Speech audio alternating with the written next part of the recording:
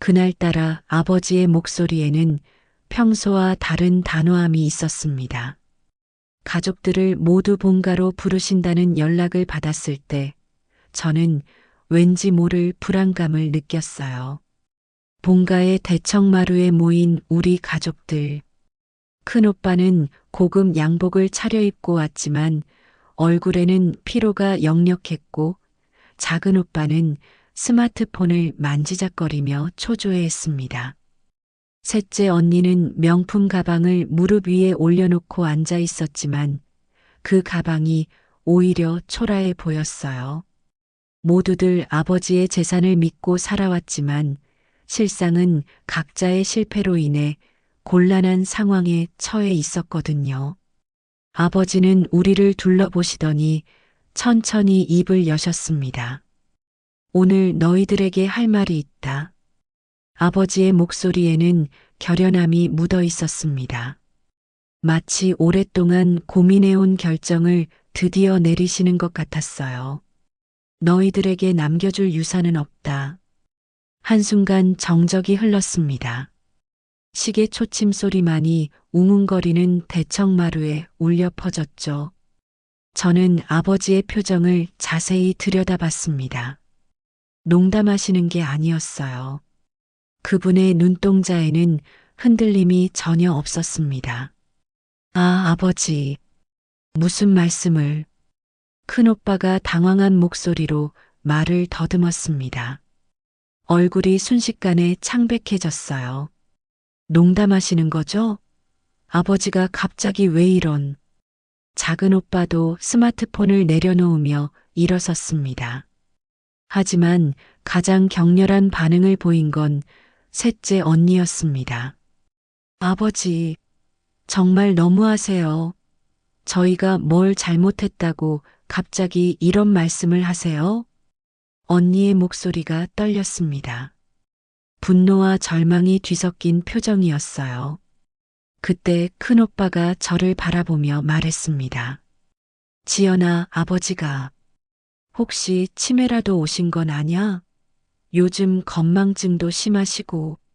순간 제 가슴이 철렁 내려앉았습니다. 아버지를 향한 의심의 시선들이 저에게까지 향하고 있었어요. 마치 제가 아버지를 부추겨서 이런 결정을 내리게 한 것처럼 보는 눈빛들이었습니다. 아버지는 멀쩡해. 저도 모르게 목소리를 높였습니다. 아버지를 의심하는 오빠들의 모습을 보니 참을 수 없었거든요. 아버지는 조용히 우리를 바라보시더니 말씀하셨습니다. 치매가 아니다. 정신도 멀쩡하다. 다만 이제 깨달았을 뿐이다. 그분의 목소리에는 깊은 성찰이 담겨 있었습니다. 너희들이 망한 이유를 아느냐? 재산을 믿고 살았기 때문이다. 내 그늘에서 벗어나지 못했기 때문이다. 아버지의 말씀이 끝나자마자 대청마루는 아수라장이 되었습니다. 오빠들 간에 숨겨졌던 감정들이 한순간에 터져나왔어요. 큰오빠, 이게 다 오빠 때문이야. 작은 오빠가 큰오빠를 향해 소리쳤습니다. 평소에 억눌러 두었던 원망이 폭발하는 순간이었어요. 오빠가 중국 사업한다고 아버지 돈 얼마나 날렸는데 그것 때문에 우리까지 이렇게 된 거야. 야, 너도 마찬가지잖아. IT 벤처 투자한다고 회사 자금 빼돌린 거 누가 모르는 줄 알아? 큰오빠도 지지 않고 맞받아쳤습니다. 두 사람의 얼굴이 불그락푸르락 변했어요. 셋째 언니는 두 오빠를 번갈아 보더니 히스테리를 부렸습니다. 그럼 나는 뭐야? 나는 명품 사업한다고 대출받은 거 다 아버지가 갚아주셨잖아. 언니의 눈에서 눈물이 흘러내렸습니다. 분노와 절망, 그리고 자괴감이 뒤섞인 복잡한 감정이었어요. 아버지, 정말 이러시는 건가요? 평생 저희를 위해 일하셨다면서 이제 와서 없다니요? 저는 그 모든 광경을 바라보며 가슴이 메어졌습니다. 평생 함께 자란 가족이 돈 앞에서 이렇게 추해질 수 있다니. 서로를 원망하고 탓하는 모습이 너무나 비참했어요. 아버지는 그런 우리를 조용히 바라보고 계셨습니다. 실망스러우면서도 한편으로는 예상했다는 듯한 표정이셨어요. 보아라. 이것이 너희들의 진짜 모습이다. 아버지의 목소리는 차갑게 가라앉아 있었습니다. 돈이 있을 때는 서로 형님, 형님 하더니 없다고 하니까 서로 탓하는구나. 아버지, 큰오빠가 다급하게 말했습니다. 그게 아니에요. 저희가 준비할 시간을 주세요. 정말 다시 시작할 수 있어요. 그래요, 아버지. 이번엔 정말 제대로 할게요. 작은 오빠도 애원하듯 말했습니다. 하지만 아버지의 결심은 확고했습니다. 아니다. 이미 너무 많은 기회를 주었다. 재산을 믿고 살았으니 망한 거다. 이제 내 재산은 의미 없다. 그 순간 셋째 언니가 저를 바라보며 말했습니다. 지연아, 너는 뭐야? 아무 말도 안 하고. 너도 아버지 편이야? 모든 시선이 저에게 향했습니다. 원망과 의심이 가득한 눈빛들이었어요. 마치 제가 이 모든 상황을 조장한 것처럼 보는 시선들이었습니다. 저는 입술을 꾹 다물었습니다. 뭐라고 말해야 할지 모르겠더라고요. 오빠들과 언니의 고통스러운 표정을 보니 마음이 아팠지만 그렇다고 아버지의 결정이 틀렸다고 생각하지도 않았거든요. 사실은 아버지가 유산에 대한 이야기를 하기 전 저를 따로 부르신 적이 있었습니다. 그날은 아버지의 서재 문 앞에 서서 잠시 생각에 잠겼었습니다. 85세의 강 회장, 우리 아버지는 여전히 제게 거대한 산처럼 느껴졌거든요. 문틈으로 새어나오는 희미한 전등 불빛과 함께 들려오는 종이 넘기는 소리가 마치 시간을 거슬러 올라가는 듯한 착각을 불러일으켰습니다. 한때 이 나라 경제계를 주름잡던 강산그룹의 회장이셨던 아버지. 지금도 벽면을 가득 채운 상패들과 각국 정상들과의 기념사진들이 그 시절의 위용을 말해주고 있었습니다. 저는 어린 시절부터 이 서재에 들어올 때마다 마치 성당에 들어서는 듯한 경외감을 느꼈습니다. 아버지의 등 뒤로 펼쳐진 서울 시내 야경이 마치 그분이 다스리는 왕국처럼 보이곤 했으니까요. 하지만 시간은 참 잔인했습니다. 아버지가 일선에서 물러나신 지도 벌써 15년. 그 사이 큰오빠와 작은오빠 그리고 셋째 언니는 아버지의 명성과 재산을 믿고 무리한 사업들을 벌였습니다. 큰오빠는 중국 진출을 꿈꾸며 수십억을 날렸고 작은오빠는 IT 벤처에 투자했다가 쪽박을 찼습니다. 셋째 언니는 명품 브랜드 사업을 한다며 빚더미에 앉았죠. 그들이 실패할 때마다 아버지는 묵묵히 뒤처리를 해주셨습니다. 그때마다 말씀은 안 하셨지만 아버지의 어깨가 조금씩 더 구부정해지는 것 같았어요. 지연아, 들어와. 아버지의 목소리가 여전히 카랑카랑했지만 예전의 위엄보다는 쓸쓸함이 더 묻어났습니다. 저는 조심스럽게 문을 열고 들어갔습니다. 아버지는 큰 가죽 의자에 앉아 창밖을 내다보고 계셨습니다. 백발이 성성한 뒷모습이 어쩐지 외로워 보였어요. 요즘 오빠들 어떻게 지내나요? 제가 조심스럽게 물었습니다. 아버지는 한참 침묵하시다가 깊은 한숨을 내쉬셨습니다. 여전하구나. 여전히 내 그늘에서 벗어나지 못하고 있어. 그 말씀 속에 담긴 실망감을 저는 꾹 참았습니다. 아버지는 한숨을 쉬시더니 다시 말씀하셨습니다. 아버지, 고스란히 느낄 수 있었습니다. 아버지가 평생 일궈낸 것들이 오히려 자식들에게는 독이 되고 있다는 사실을 그분도 잘 알고 계셨던 거죠. 세탁소 문을 열며 하루를 시작하는 것이 제 일상이었습니다. 새벽 6시, 아직 거리에 사람들이 드문드문한 시간에 가게 셔터를 올리고 기계들을 점검하는 일. 30년 동안 하루도 빠짐없이 반복해온 루틴이었죠. 또 세탁소 일이야? 언제까지 그런 일 할 거야? 셋째 언니의 핀잔이 아직도 귓가에 맴돕니다. 명품 핸드백을 든 언니가 제 가게 앞을 지나가며 던진 시선에는 연민과 무시가 섞여 있었어요. 마치 인생의 패배자를 보는 듯한 눈빛이었습니다. 하지만 저는 이 일이 부끄럽지 않았습니다. 새하얀 셔츠를 받아든 손님이 고맙습니다라고 말할 때의 진심 어린 미소, 결혼식을 앞둔 신부가 웨딩드레스를 맡기며 보여준 설렘, 돌잔치 한복을 찾으러 온 할머니의 기쁨 가득한 얼굴. 이 모든 순간들이 제겐 보람이었거든요. 큰오빠가 가끔 술에 취해 찾아올 때면 항상 같은 말을 했습니다. 지연아, 너도 좀 더 큰 그림을 그려봐. 아버지 재산이 얼마인데 왜 이런 구석진 곳에서 빨래나 하고 있어? 작은 오빠는 더 직설적이었죠. 세탁소 따위에서 무슨 인생이 있냐? 우리 아버지 딸이 이런 일 하는 거 보기 부끄럽다. 그럴 때마다 저는 아무 말 하지 않았습니다. 변명하거나 반박할 이유를 찾지 못했거든요.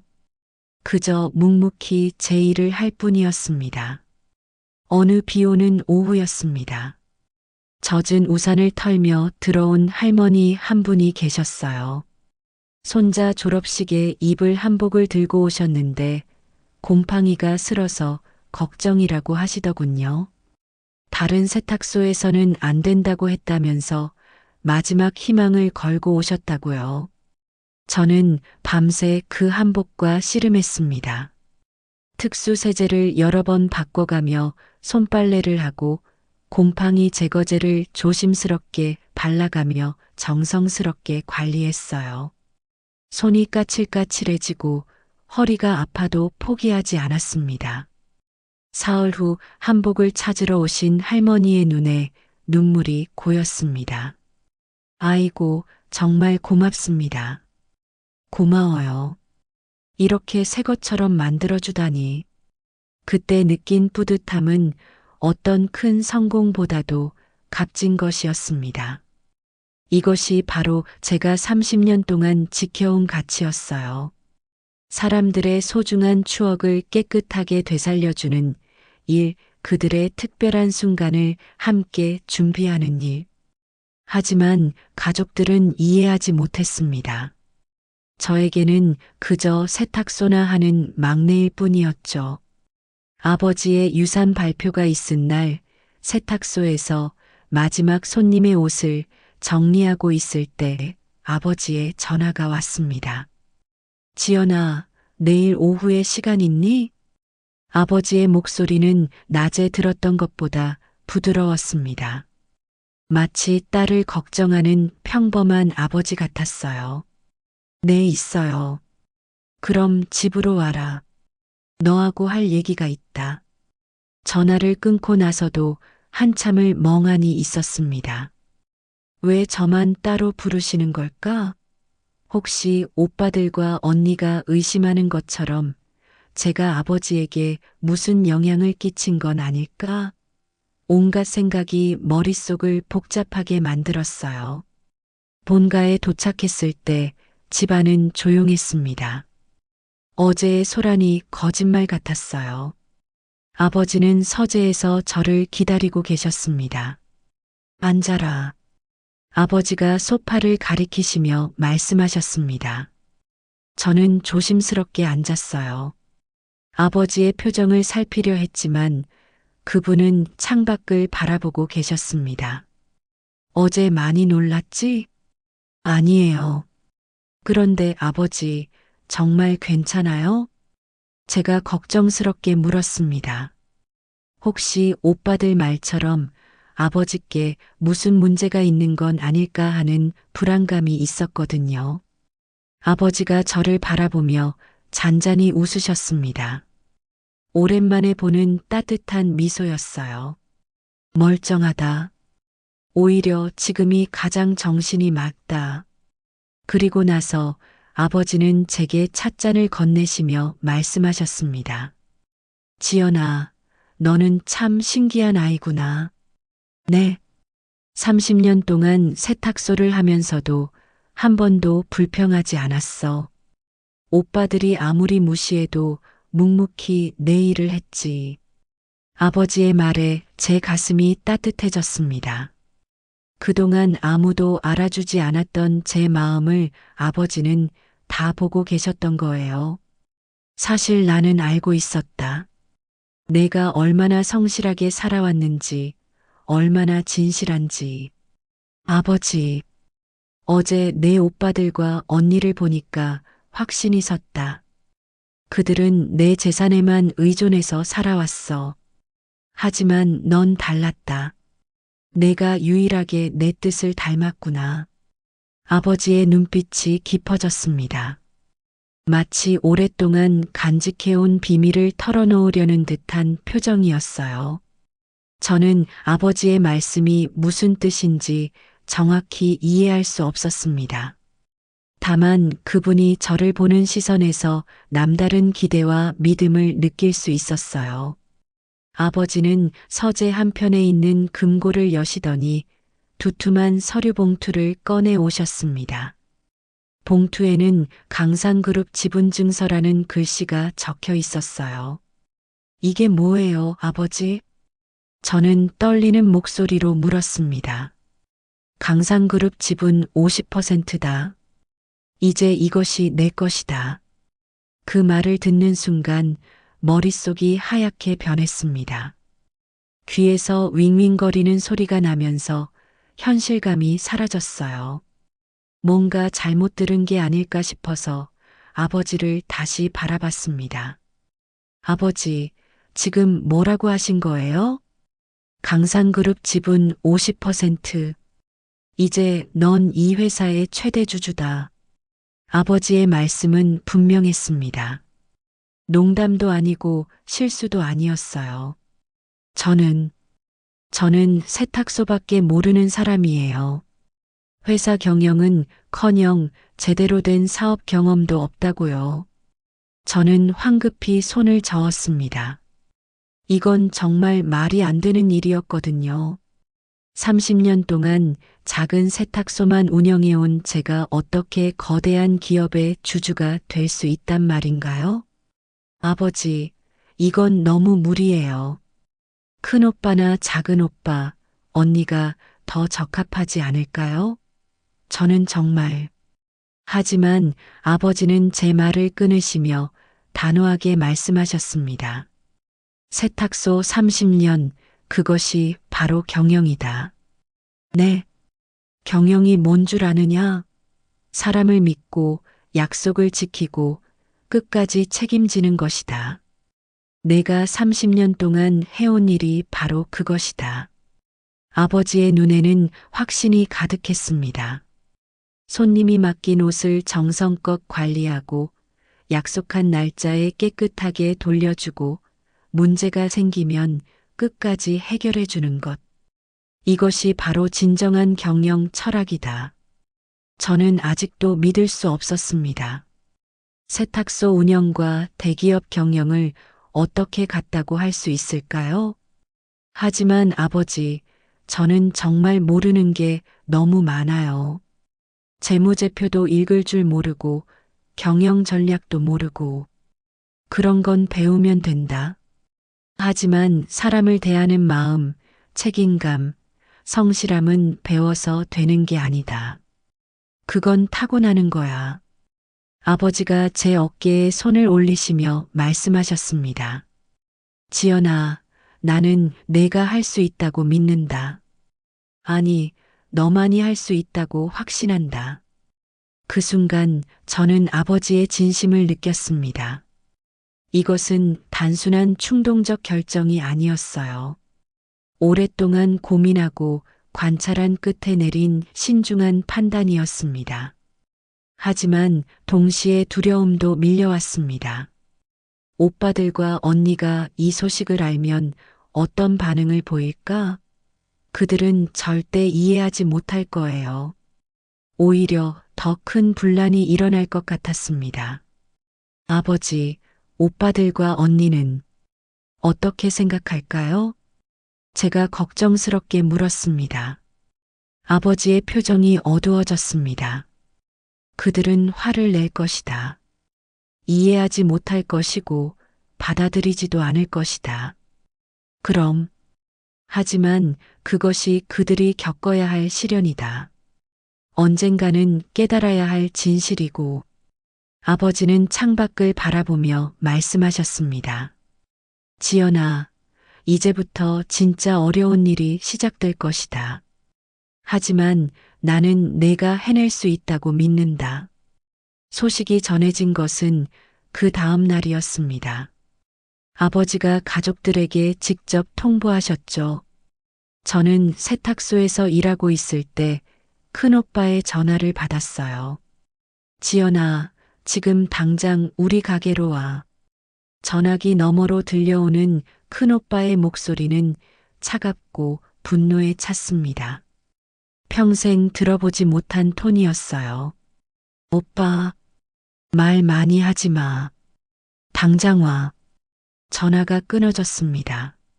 저는 직원에게 급히 양해를 구하고 큰오빠네 가게로 향했어요. 가는 내내 가슴이 두근거렸습니다. 예상했던 일이지만 막상 닥치니 무서웠거든요. 화려한 인테리어를 자랑하는 큰오빠네 카페에서 작은오빠, 언니가 심각한 표정으로 앉아있는 모습이 보였습니다. 그들의 시선이 저를 향했습니다. 그 눈빛들은 평생 보지 못했던 적개심으로 가득했어요. 마치 원수를 보는 듯한 표정들이었습니다. 앉아. 큰오빠가 명령조로 말했습니다. 저는 어쩔 수 없이 소파에 앉았어요. 지연아, 이게 뭐야? 작은 오빠가 서류를 제 앞에 던지듯 놓았습니다. 강상그룹 지분이양 관련 서류였어요. 아버지한테서 들었어. 내가 지분 50%를 받는다고? 셋째 언니의 목소리는 떨리고 있었습니다. 분노와 배신감이 뒤섞인 복잡한 감정이었어요. 언니, 언니라고 부르지 마. 너 정말 비겁해. 언제부터 아버지 뒤에서 이런 공작을 벌인 거야? 언니의 말에 저는 가슴이 철렁했습니다. 공작이 아니야. 나도 어제 처음 알았어. 거짓말 하지 마. 큰오빠가 소리쳤습니다. 아버지가 갑자기 그런 결정을 하실 리 없어. 분명히 내가 뒤에서 부추긴 거야. 정말 아니야, 큰오빠. 나는 아무것도. 그럼 거절해. 작은 오빠가 차갑게 말했습니다. 지금이라도 아버지께 가서 거절하라고 해. 그럼 우리가 믿어줄게.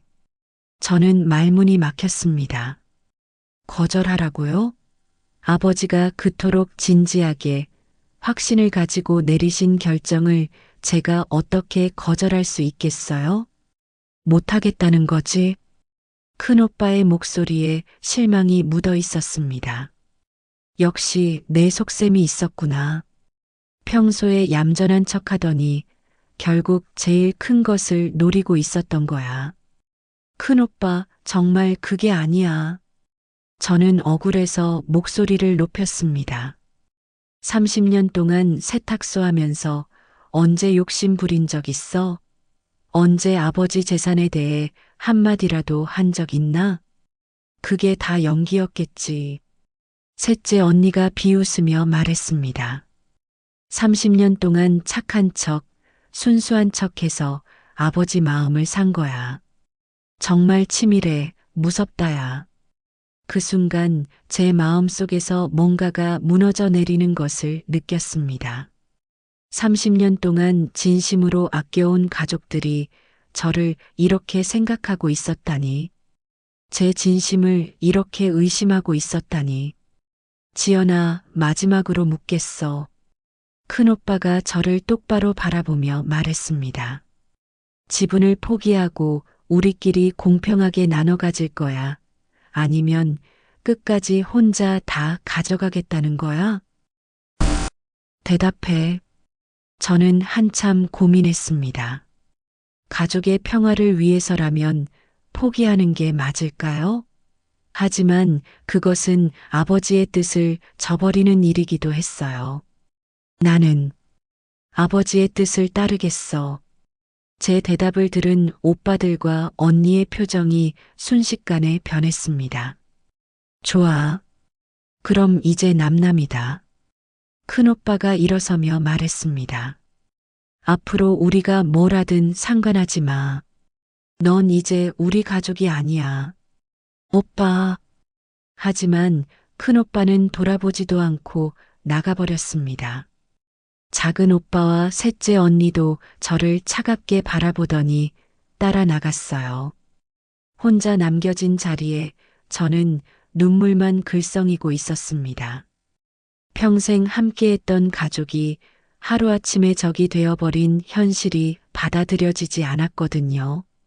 그렇다고 아버지의 뜻을 저버리고 싶지는 않았습니다. 한편으로는 해낼 수 있다는 마음도 있었고요. 그 후 며칠 동안은 정말 지옥 같았습니다. 오빠들과 언니는 저를 완전히 외면했고, 심지어 제가 운영하는 세탁소까지 방해하기 시작했어요. 큰오빠는 세탁소 근처에 있는 상가 건물주들에게 연락해서 제 임대계약 갱신을 방해하려 했습니다. 작은 오빠는 제 단골 고객들에게 우리 막내가 정신적으로 불안정하다는 거짓말을 퍼뜨렸어요. 가장 충격적이었던 것은 셋째 언니의 행동이었습니다. 언니는 아예 동네 사람들에게 지연이가 아버지를 속여서 재산을 가로챘다는 소문을 냈어요. 30년 동안 쌓아온 제 신뢰가 하루아침에 무너져 내렸습니다. 하지만 정작 아버지는 이 모든 상황을 예상하고 계셨던 것 같아요. 어느 날 저녁 아버지가 세탁소로 직접 찾아오셨습니다. 많이 힘들지? 아버지의 목소리에는 미안함과 걱정이 섞여 있었어요. 괜찮아요, 아버지. 거짓말이었습니다. 전혀 괜찮지 않았어요. 하지만 아버지께 걱정을 끼치고 싶지 않았거든요. 아버지는 제 거짓말을 단번에 알아보셨습니다. 지연아, 나와 함께 회사에 가자. 네. 이제 내가 알아야 할 것들이 있다. 그날 밤 저는 아버지를 따라 강산그룹 본사로 향했습니다. 한때 화려했던 건물은 불 꺼진 층이 많았고 을씨년스럽게 비어있는 사무실이 낯설게 느껴졌습니다. 아버지는 묵묵히 걸음을 옮기더니 깊숙한 방 안의 금고를 열었습니다. 이걸 봐라. 아버지가 꺼내든 것은 오래된 가죽 표지의 회계 장부였습니다. 이게 뭐예요? 회사의 진짜 재정 상태다. 저는 떨리는 손으로 장부를 펼쳤습니다. 거기엔 믿기 힘든 수치와 기록들이 적혀 있었습니다. 특히 큰 오빠와 작은 오빠가 경영을 맡았던 시기의 방만한 투자와 무모한 확장으로 인해 막대한 손실이 발생한 내역이 고스란히 남아 있었습니다. 그 후로도 상황은 나아지지 않았고 회사는 이미 심각한 위기 국면에 처해 있었습니다. 아버지, 이 정도일 줄은 몰랐어요. 나도 더는 뒤처리해 줄 힘이 없다. 지금 회사는 껍데기만 남아있다. 이제는 정말로 살릴 사람이 필요하다. 아버지의 눈빛은 깊고 간절했습니다. 지연아, 내가 해야 한다. 가족을 지켜야 하고 회사를 일으켜야 한다. 오빠들도 결국은 내 손에 달려 있다. 제가 정말 할 수 있을까요? 아버지는 제 손을 꼭 잡으며 단호히 말씀하셨습니다. 할 수 있다.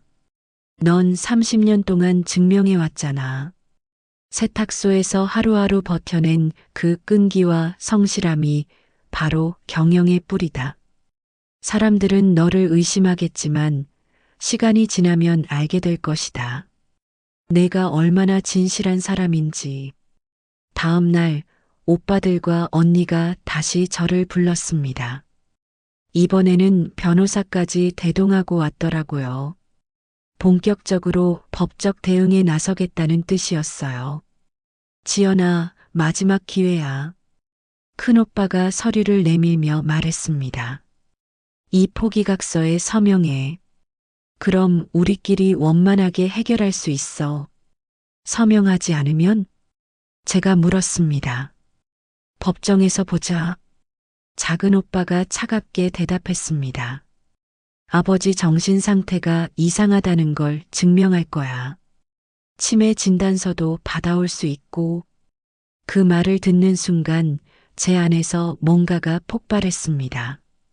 아버지를 모독하는 말은 절대 참을 수 없었거든요. 그만해. 저는 평생 처음으로 오빠들에게 소리쳤습니다. 아버지를 치매 환자 취급하지 마. 아버지는 그 누구보다 정신이 맑아. 지연아, 넌 지금. 아니야. 내가 할 말 있어. 저는 일어서서 오빠들과 언니를 똑바로 바라봤습니다. 더 이상 움츠려 있을 수 없었어요. 30년 동안 나는 너희들에게 무시당해도 참았어.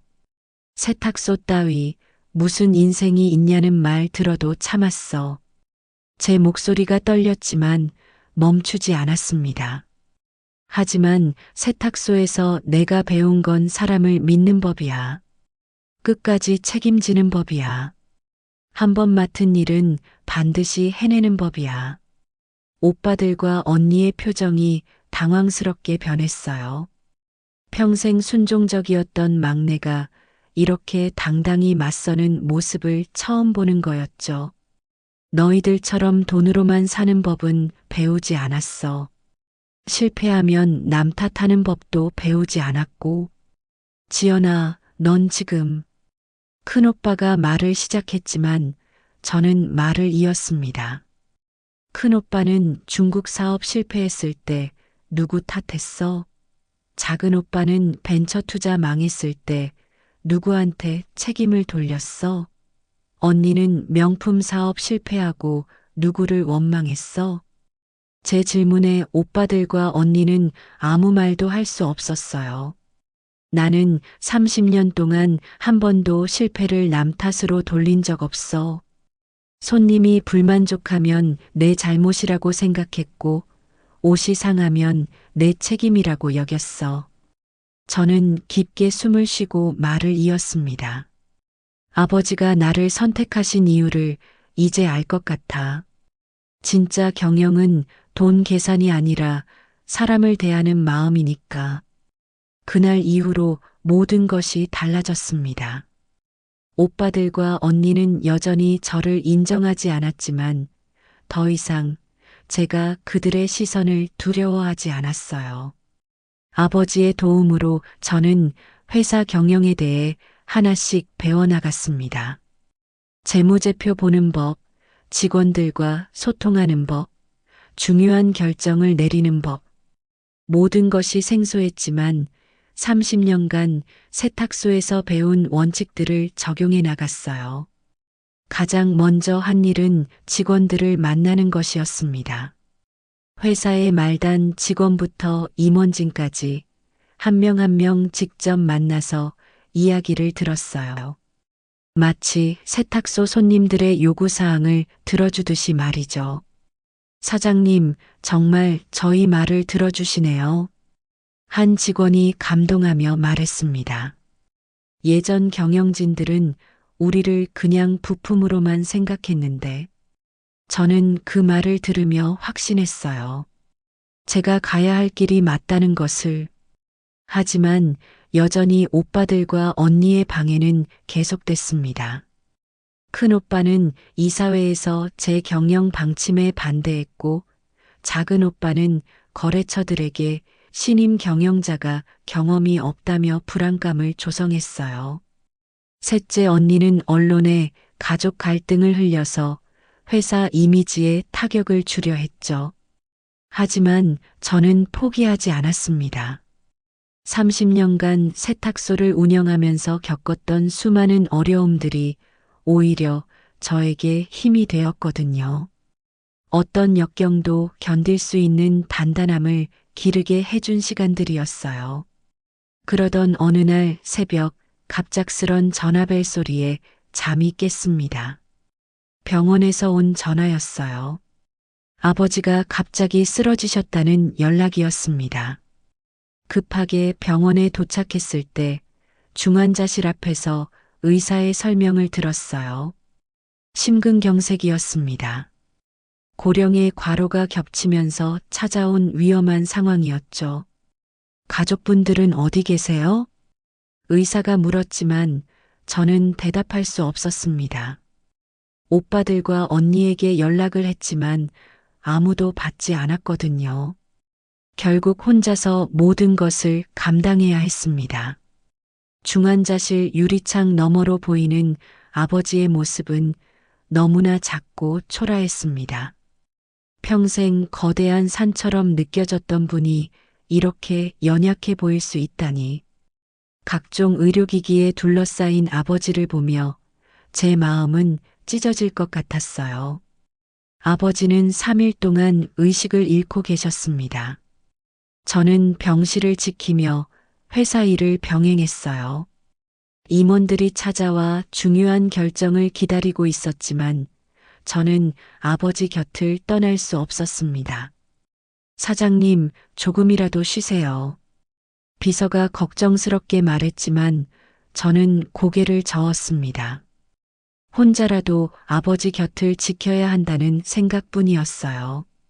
그날 오후 아버지가 잠깐 의식을 되찾으셨습니다. 희미한 목소리로 제 이름을 부르셨어요. 지연아. 네, 아버지. 여기 있어요. 제가 아버지의 손을 꽉 잡았습니다. 그 손이 얼마나 차갑고 말랐는지 몰라요. 고맙다.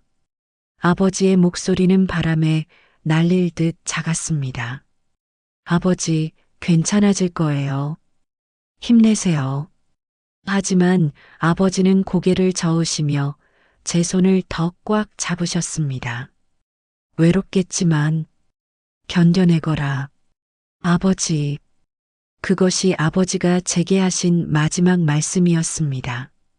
아버지는 그날 밤 조용히 돌아가셨습니다. 86년간의 긴 여정을 마치신 거였어요.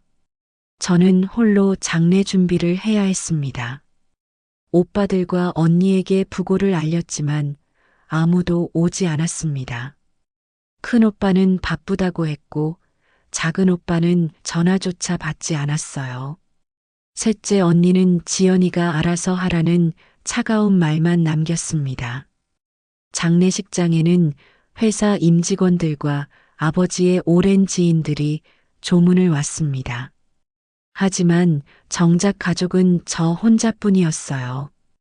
빈 상주석에 혼자 앉아 조문객들을 맞이하는 저의 모습이 얼마나 초라했는지 모릅니다. 사장님, 정말 고생이 많으십니다. 임원들이 위로의 말을 건넸지만 저는 그저 고개만 끄덕일 뿐이었어요. 슬픔보다는 허무함이 더 컸습니다. 평생을 함께한 가족들이 이렇게 매정할 수 있다니. 그런데 이틀째 되는 날 오전, 예상치 못한 사람이 나타났습니다. 30년 전에 이혼하고 연락이 끊어졌던 엄마였어요. 지연아? 현관에 서 있는 엄마를 보는 순간 저는 말문이 막혔습니다. 세월이 많이 흘렀지만 엄마의 모습을 알아볼 수 있었어요. 다만 예전보다 훨씬 초라해 보였습니다. 여긴 어쩐 일이세요? 신문에서 봤어. 너희 아버지 돌아가셨다고. 그 목소리에는 슬픔도 그리움도 없는 건조한 톤이었어요. 조문 왔어? 제가 조심스럽게 물었습니다. 하지만 엄마의 대답은 예상과 달랐어요. 조문? 뭐 겸사겸사지. 엄마가 가방에서 오래된 서류를 꺼냈습니다. 이혼할 때 재산 분할 제대로 못 받았어. 엄마, 지금이 무슨 상황인지 알아? 아버지 장례식장이야. 그래서 지금 얘기하는 거야. 너 지분 50% 받았다며? 그 중에 내 몫은 줘야 하지 않겠니? 조문객들이 하나둘씩 저희를 바라보기 시작했어요. 30년 동안 연락도 없었으면서 지금 와서 뭘 달라고 해? 저는 최대한 목소리를 낮췄지만 속으로는 화가 치밀었습니다. 연락 없던 건 너희 아버지가 막았기 때문이야. 엄마의 거짓말에 저는 할 말을 잃었습니다. 이혼할 때에도 아버지에게서 많은 재산을 가져갔고 양육권도 스스로 포기한 상황이라는 것을요. 여기서는 안 돼. 나중에 따로 만나서 얘기해. 나중에 나 죽고 나서 하려고. 지금 당장 내 목 내놔. 갑자기 제 팔을 붙잡고 흔들었습니다. 상주복이 흐트러지고 머리핀이 바닥에 떨어졌어요. 엄마, 너도 냉정하긴 마찬가지네. 친오빠들도 안 오고 친엄마한테도 이런 식으로 대하고. 엄마의 목소리가 장례식장 전체에 울려 퍼졌습니다. 조문객들이 술렁거리기 시작했어요. 여기가 어딘 줄 알고 이래? 제가 간신히 목소리를 짜냈지만 엄마는 더욱 흥분했습니다. 너희 아버지가 죽었으니까 이제 내가 받을 게 받아야지. 평생 고생하며 살았는데. 상황이 점점 심각해졌습니다. 엄마는 영정사진 앞에서 소리를 지르며 난동을 부리기 시작했어요. 강 회장, 내가 당신 뒷바라지한 게 얼만데 이걸론 어림도 없지. 조문객들이 당황해서 웅성거렸고 몇몇은 자리를 뜨기도 했습니다. 저는 얼굴이 화끈거렸어요. 아버지의 마지막 가는 길이 이렇게 망가져서는 안 된다는 생각뿐이었습니다. 그만해. 제발. 하지만 엄마라는 사람은 더욱 거세게 항의했습니다. 심지어 제단 위의 꽃장식을 건드리려고 하더라고요. 그때 저는 더 이상 참을 수 없었습니다. 여보세요, 경찰서인가요? 장례식장에서 난동을 부리는 사람이 있어요. 결국 경찰이 도착해서 그 사람을 강제로 밖으로 데려간 뒤에야 비로소 장례식장이 다시 조용해졌지만 저는 한동안 말을 할 수 없었어요. 아버지 장례식이 끝나고 일주일 후 엄마에게서 연락이 왔습니다. 할 얘기가 있다. 잠깐 보자. 저는 망설였지만 또 무슨 짓을 할지 몰라서 일단 만나보기로 했어요. 큰오빠네 카페에서 보자 할 때 조금 의심했지만 도착했을 때 역시나 엄마 옆에 큰오빠가 앉아 있더군요. 무슨 일이야? 저는 의자에 앉으며 경계심을 드러냈습니다. 이 둘이 함께 있다는 것 자체가 불길했어요. 지연아, 우리가 좋은 제안을 하려고 해. 큰오빠가 차분한 목소리로 말했습니다. 평소와 다른 태도였어요. 제안? 지분 50%는 너무 많아. 우리끼리 공평하게 나눠야 한다고 생각해. 큰오빠의 말에 저는 코웃음을 쳤습니다. 아직도 그런 소리 해? 이미 끝난 얘기잖아. 내가 더 이상 어떻게 할 수 없는 문제야. 그때 엄마가 가방에서 낡은 서류철을 꺼냈습니다. 이거 먼저 좀 봐. 뭔데? 15년 전 장부야. 너희 아버지 회사에서 뇌물 받은 기록이 다 있어. 제 심장이 쿵 떨어졌습니다. 엄마가 보여준 서류에는 정말로 금전거래 내역과 메모들이 빼곡히 적혀 있었어요. 이걸 어디서 구한 거야? 그건 알 필요가 없고 엄마의 얼굴에 음험한 미소가 떠올랐습니다. 만약 이게 검찰에 넘어가면 어떻게 될까? 강상그룹은 끝장이야. 큰오빠가 거들었습니다. 회사 망하는 건 시간 문제고 너도 공범으로 몰릴 수 있어. 회사 대표잖아. 저는 손이 떨렸습니다. 설마 이런 증거가 있을 줄은 몰랐거든요.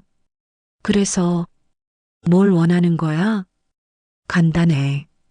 지분 50%를 우리끼리 나눠 가지자.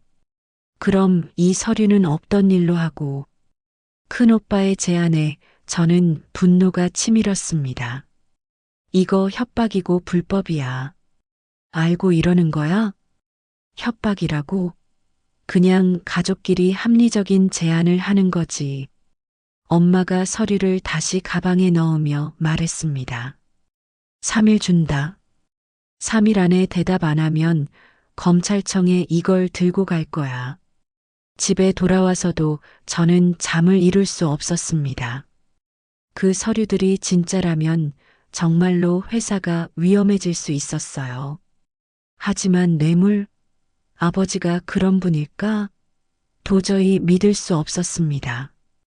고민 끝에 저는 본가 아버지 서재로 향했습니다. 혹시 관련된 자료가 있을지도 모른다는 생각에서였어요. 서재는 아직 아버지의 체온이 남아있는 것 같았습니다. 책상 위에는 아버지가 마지막까지 보시던 서류들이 그대로 있었어요. 저는 하나씩 서랍을 열어보기 시작했습니다. 오래된 계약서, 회사 관련 문서, 개인적인 편지들. 그러다가 맨 아래 서랍에서 특별한 파일을 발견했어요. 법무 관련 마이너스 기밀이라고 적힌 파일이었습니다. 파일을 열어보니 충격적인 내용이 들어 있었어요. 15년 전 뇌물수수 사건에 대한 검찰 조사 기록과 처분 결과서였습니다. 이게 뭐지? 서류를 자세히 읽어보니 놀라운 사실이 드러났습니다. 그 뇌물은 아버지가 받은 게 아니라 큰오빠가 경영진으로 있을 때 개인적으로 받은 것이었어요. 그리고 이미 15년 전에 검찰 조사를 받고 벌금과 징계를 혼자서 받으며 처분이 끝난 사안이었던 것입니다. 더 중요한 건 아버지가 큰오빠를 보호하기 위해 회사 차원에서 모든 뒤처리를 해주셨다는 사실이었어요. 큰오빠 개인의 잘못을 회사가 책임지고 해결한 거였습니다. 아버지가 이런 것까지. 저는 서류를 보며 눈물이 났습니다. 아버지는 끝까지 자식을 보호하려 하셨던 거예요. 큰오빠의 잘못을 덮어주시고 조용히 모든 걸 해결하셨던 겁니다. 그리고 마지막 페이지에는 아버지의 손글씨 메모가 있었어요. 내가 잘못 키운 탓이지. 누구를 원망하리. 그 서류를 발견한 저는 바로 회사 고문 변호사에게 연락했습니다. 상황을 설명하고 법적 조치가 가능한지 문의했어요. 사장님, 이건 명백한 협박죄와 공갈죄에 해당합니다. 변호사의 말에 저는 확신을 얻었습니다. 이미 처분이 끝난 사안을 가지고 협박하는 건 불법이에요. 게다가 허위 사실을 유포하겠다고 위협한 것도 문제가 됩니다. 그럼 고소할 수 있는 거죠? 충분합니다. 증거도 확실하고요. 재판은 빠르게 진행되었습니다. 증거가 명확했거든요. 엄마와 큰오빠가 이미 처분이 끝난 사안을 가지고 저를 협박한 것은 명백한 범죄였어요. 피고인들은 허위 사실을 유포하겠다고 협박하여 피해자로부터 재산상 이익을 취득하려 한 것이 인정됩니다. 판사의 판결문이 읽혀졌습니다. 큰오빠가 벌떡 일어났습니다. 지연아, 우리가 가족인데 이런 식으로. 저는 차분하게 말을 이었습니다. 아버지가 당신 잘못을 덮어주려고 회사 차원에서 모든 걸 해결해 주신 거였어. 그런데 이제 와서 그걸 가지고 아버지를 모독하고 나를 협박해? 엄마라는 사람은 끝까지 협박을 하더군요. 네가 이러고도 앞으로 제대로 회사 운영할 수 있을 것 같니? 저는 고개를 똑바로 든 채 판결을 듣고 있었습니다. 따라서 피고인 강큰 오빠에게는 징역 8개월, 집행유예 2년을, 피고인 김엄마에게는 징역 6개월, 집행유예 2년을 선고합니다. 그 일이 있고 난 후 회사는 점점 더 안정화를 되찾아가고 있었습니다. 더 이상 가족들의 방해도 없었고 저는 온전히 경영에만 집중할 수 있었어요. 사장님, 이번 분기 실적이 역대 최고치를 기록했습니다. 재무팀장의 보고를 들으며 저는 뿌듯함을 느꼈습니다. 30년간 세탁소에서 쌓은 신뢰와 성실함이 결국 큰 결실을 맺은 거였어요. 창밖으로 보이는 도시의 불빛들이 마치 희망의 메시지 같았습니다. 이제 시작이었어요. 진짜 경영자로서, 진짜 가족의 기둥으로서의 제 인생이 말이죠. 30년간 작은 세탁소에서 쌓아온 신뢰와 성실함. 그것이 바로 제가 가진 가장 큰 자산이었습니다. 이제 그 자산으로 더 큰 세상을 깨끗하게 만들어 나가야겠어요. 마취 때 묻은 옷을 새하얗게 만드는 것처럼 말이죠. 창밖으로 보이는 도시의 불빛들이 마치 희망의 메시지 같았습니다. 이제 시작이었어요. 진짜 경영자로서, 진짜 가족의 기둥으로서의 제 인생이 말이죠. 회의실에서 임원들과 함께 앉아 다음 분기 계획을 논의하는 저의 모습은 1년 전만 해도 상상할 수 없었던 일이었습니다. 하지만 지금은 자연스러웠어요. 세탁소에서 하던 것과 본질적으로는 다르지 않았거든요. 사람을 만나고 문제를 해결하고 약속을 지키는 것.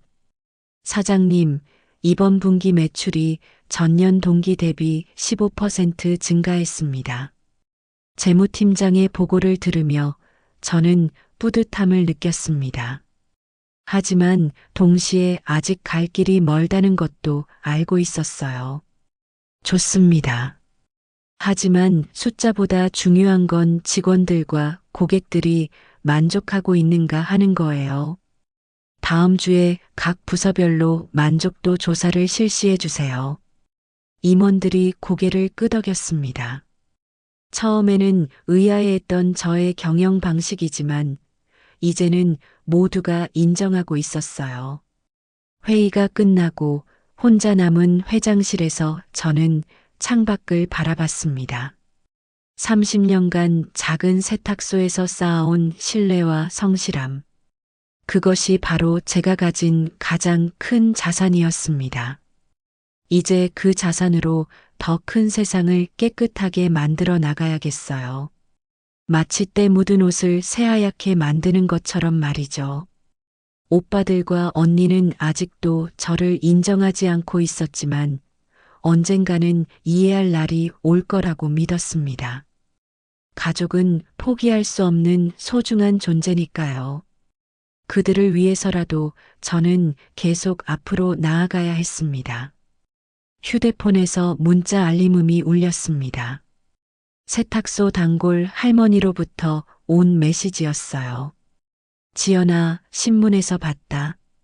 자랑스럽기도 하고 뭉클하기도 하네. 그 메시지를 보며 저는 미소 지었습니다. 결국 사람들은 진심을 알아보는 거더라고요. 30년 동안 한결같이 성실하게 살아온 것이 헛되지 않았다는 걸 느꼈습니다.